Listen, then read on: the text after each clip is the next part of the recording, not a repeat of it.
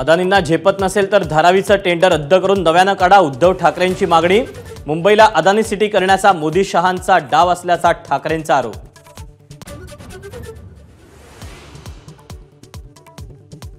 जिल्हा नियोजन समितीच्या बैठकीत शरद पवार आणि अजित पवार आमने सामने।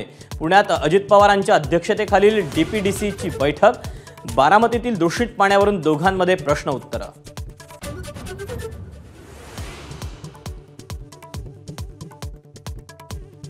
अजित पवार गटाचे जुन्नरचे आमदार अतुल बेनकेंनी घेतली शरद पवारांची भेट। पवार म्हणतात अतुल बेनके माझ्या मित्राचा मुलगा, तर अजित पवार म्हणतात सीट धोक्यात आल्यानं भेट।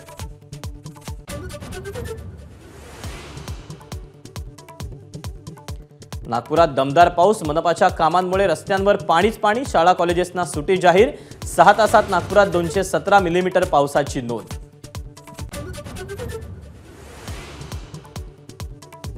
चंद्रपूरच्या नागभीडमधील विलन नाल्यात 13 वर्षांचा मुलगा वाहून गेला, तर उमा नदीच्या पाणी पातळीत वाढ झाल्यानं चिमूर शहरातील घरांमध्ये पाणी।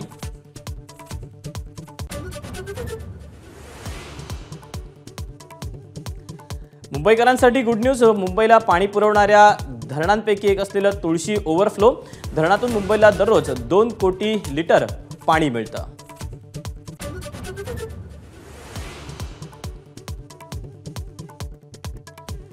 मनोज जरांगेंचं पुन्हा आमरण उपोषण सुरू। सडक सोयऱ्याच्या अध्यादेशासाठी अंमलबजावणीसह 9 मागण्यांसाठी आंदोलन। अंतरवालीला कुणीही येऊ नये, जरांगेंचं आवाहन।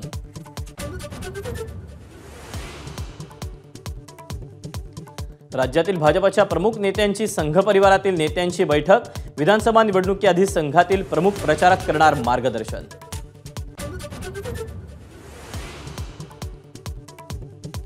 मुळशीच्या शेतकऱ्याला धमकावण्यासाठी मनोरमा खेडकरांनी वापरलेलं पिस्तूल आणि कार पुणे पोलिसांकडून जप्त।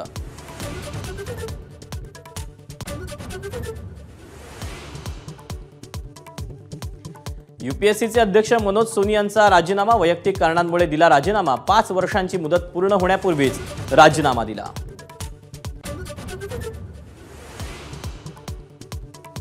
साताऱ्यातील संग्रहालयात वाघनखं सर्वसामान्य लोकांसाठी खुली। वाघनखं पाहण्यासाठी सातारकरांची मोठी गर्दी।